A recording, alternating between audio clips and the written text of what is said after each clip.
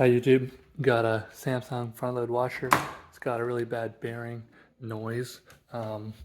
So I'll drop the model number in the description, but apparently they're all the same. Did some research, thought I'd video the repair. Hopefully it goes well. I got a quote for a professional to repair it, and that was $500 to $700 was the estimate. So this washer, brand new, you can get it replaced for around $650 right now. So I'm gonna try to do it for myself, do it by myself. I did buy the bearings online. I'll link them in the description. We'll see what happens. So the first thing I'm gonna do is I'm gonna drain this. I actually already did this part, but drain this, will save you some mess. And then the second thing I'm gonna do is pull off the top. So that's just 2 screws right here, right here. Got the screws out.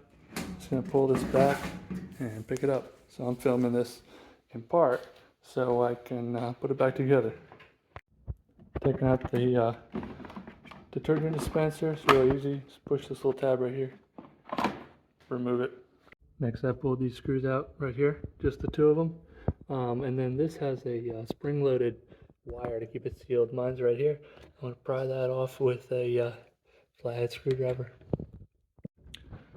Pull this off, put it away, and this I'll just push in here for now. Get it out of the way. Now I'm going to disconnect the soap dispenser with these screws right here, and I'm going to also take off the control panel with these top screws here. There was one screw right there that didn't grab initially. Pull these up with a flathead, remove it. You also want to remove this clamp right there.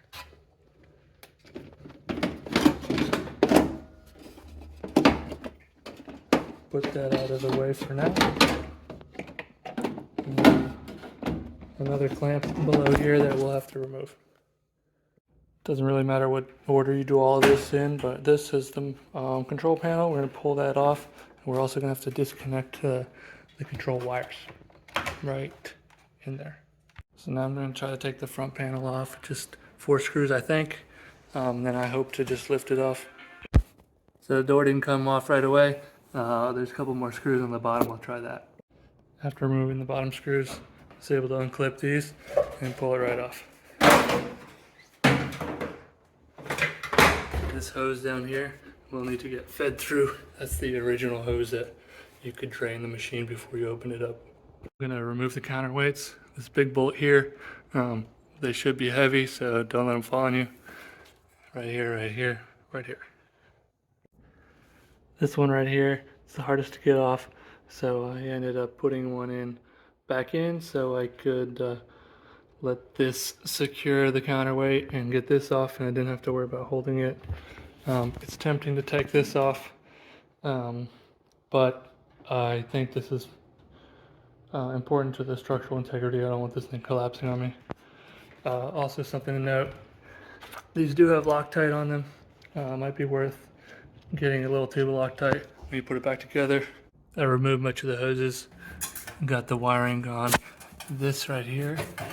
I'm gonna remove that from the back side. It's just a Phillips head. This right here, I'm gonna try to leave as much as I can intact. Just was able to pop this. I'll undo this this tie right here. Now we're at the back. I'm gonna unscrew a few screws on this wiring clip. We'll leave that there, I think. Disconnect the motor and the ground, and then we'll move on to this guy. So I'm having a hard time getting this clip off, so I'm going to remove this housing first. This whole thing spins with the drum, so you want to just remember you want to hit it that way, this way, and just tap on it with a hammer. It should break loose. So I got the housing of the motor off, and I did get the clip off, but it was kind of challenging.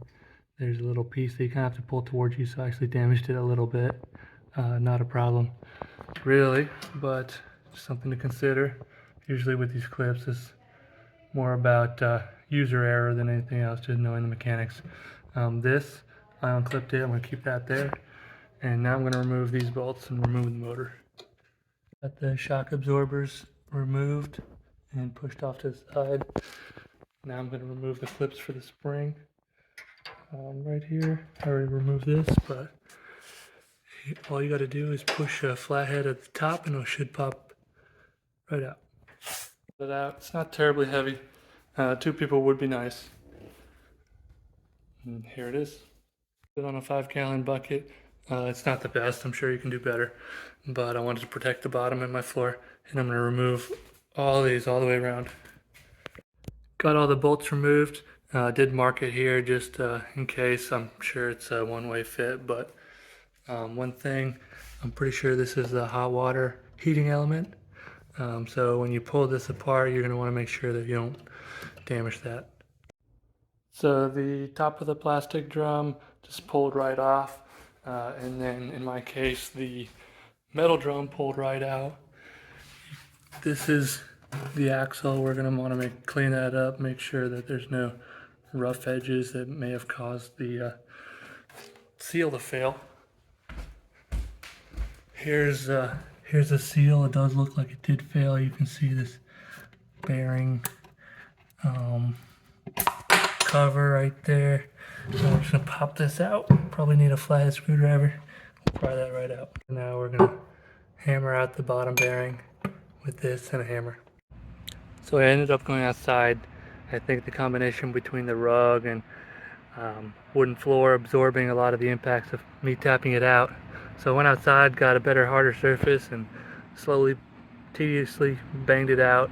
Now I'm ready to put in the outer bearing. So this, definitely don't want to damage this one. So I'm going to use some wood and just kind of just tap around. And we'll see how that goes. So I got both bearings in. I need to put the seal in, and you should probably grease this with maybe some silicone, pure silicone. I got some leftover bearing grease, which should do the job.